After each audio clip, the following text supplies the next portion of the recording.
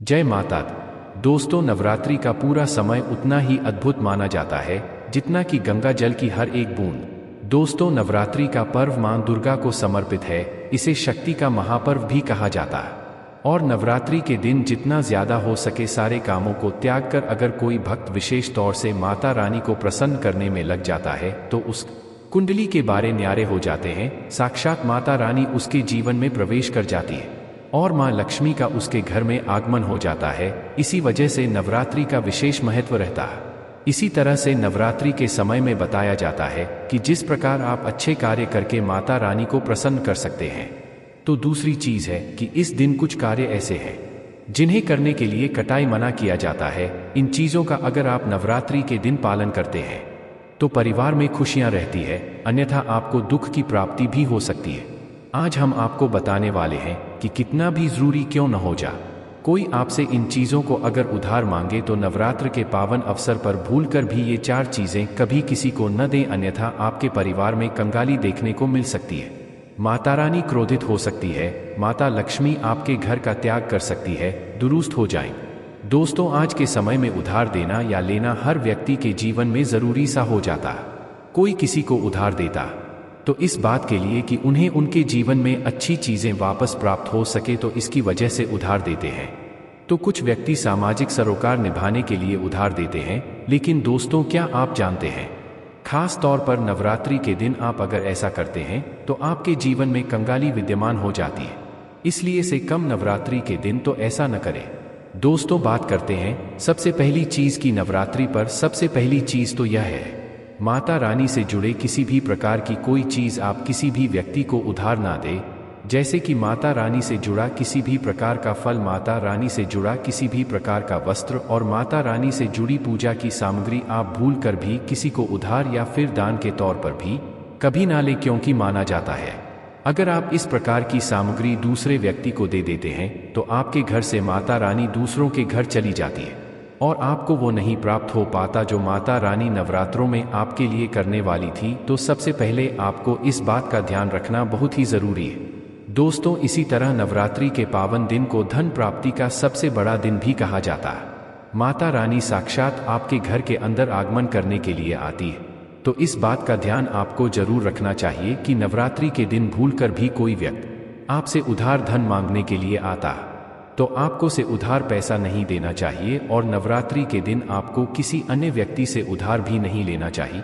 ऐसी मान्यता है कि नवरात्रि के दिन आप जो पैसा उधार देते हैं या लेते हैं तो वह धन कभी लौटकर नहीं आता, बल्कि समय धन देने वाला और लेने वाला दोनों कर्ज में डूब जाते हैं। आपके ऐसा करने से माता लक्ष्मी आपका साथ हमेशा के लिए छोड़ देती है। दोस्तों, वहीं नवरात्रि पर माता रानी को पान सुपारी चढ़ाने तथा लौंग अर्पित करने का महाविशेष दिन माना जाता है और माता को खास तौर पर लाल चीजें चढ़ाई जाती है। इस बात का ध्यान रखें, नवरात्रि के दिन माता को चढ़ाने के अलावा कोई व्यक्ति एकदम सुबह सुबह के समय आपसे पान का पत्ता या फिर लोग दूध दही छाछ या फिर संध्या काल के समय उधार मांगने के लिए या फिर ऐसे ही मांगने के लिए आ जाता है तो आपको भूलकर भी किसी अन्य व्यक्ति को नहीं देना चाहिए। अगर आप माता रानी को चढ़ाने के अलावा कोई ऐसा काम करते हैं तो मान लीजिए आपके घर की लक्ष्मी दूसरों के घर चली जाती है और साक्षात माता दुर्गा के क्रोध का आपको सामना करना पड़ सकता है। दोस्तों, अगर आप किसी व्यक्ति को गिफ्ट देना चाहते हैं या फिर गिफ्ट के तौर पर कोई चीज है देना चाहते हैं तो खास तौर पर नवरात्रि के दिन भूलकर भी आपको किसी को भी अपनी पहनने वाली घड़ी या फिर आपको बाजार से नहीं घड़ी खरीदकर आपको नहीं देना चाहिए, क्योंकि हर व्यक्ति के साथ उसका समय अच्छा या बुरा चलता रहता है। इसीलिए आपको घड़ी किसी से लेने भी नहीं चाहिए। अगर किसी का समय अच्छा है या आपका समय अच्छा चल रहा है और अगर आप किसी अन्य व्यक्ति को अपना समय दे देते हैं तो आपको आने वाले समय के अंदर अच्छे परिणाम देखने को नहीं मिलते हैं। इस बात का आपको जरूर ध्यान रखना चाहिए। दोस्तों, इसी तरह नवरात्रि के पवित्र त्योहार में कुछ चीजें ऐसी होती है जो आपके घर की सुख समृद्धि से जुड़ी होती है, तो ऐसे में वो चीजें आपको किसी को भी उधार नहीं देना चाहिए, वह भी संध्याकाल होने के बाद। जैसे कि कोई आपसे शहद चंदन तथा गंगाजल दूध दही या फिर उधार पैसा भी मांगने के लिए आता है तो जब सूर्य उदय होता है नवरात्रि की सुबह सुबह या फिर सूर्यास्त हो जाता है, तब ऐसे में इन दोनों समय में आपको घर की समृद्धि दूसरों को भूलकर भी कभी नहीं देना चाहिए।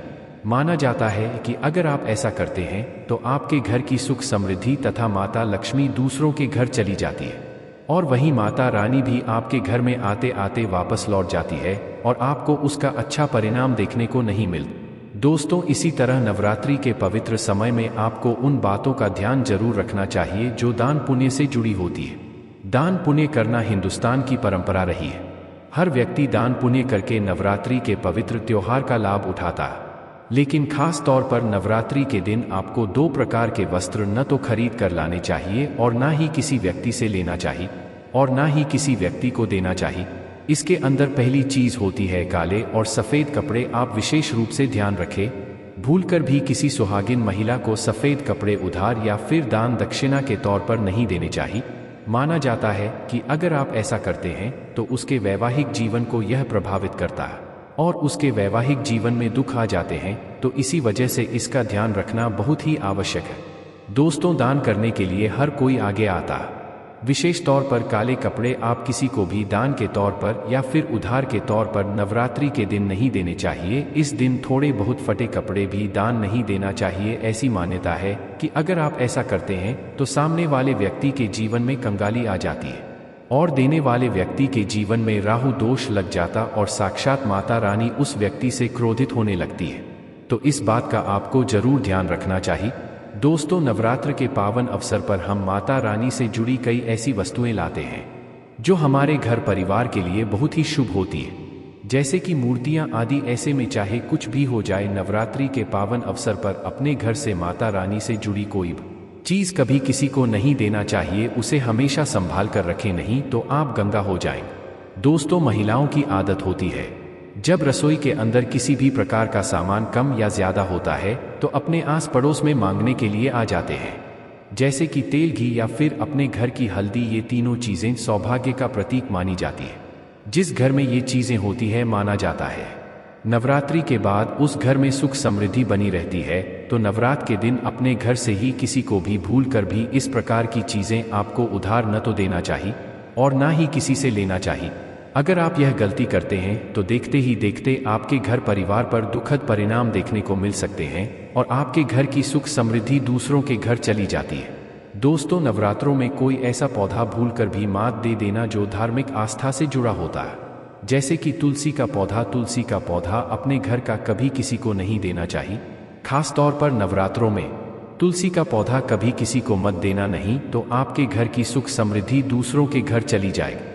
दोस्तों, नवरात्रि के दिन अगर आप किसी व्यक्ति को दान देने की सोच रहे हैं तो आप नए कपड़े दे सकते हैं। काले और सफेद रंग को त्याग कर जो आपके अपने पहने हुए और अपने पुराने कपड़े भूलकर किसी को भी दान के तौर पर या फिर पहने हुए कपड़े किसी को भी ऐसे ही नहीं देना चाहिए। अगर आप अपने कपड़े किसी अन्य व्यक्ति को देते हैं तो याद रखिए, कपड़ों के साथ साथ आपकी समृद्धि जुड़ी हुई होती है।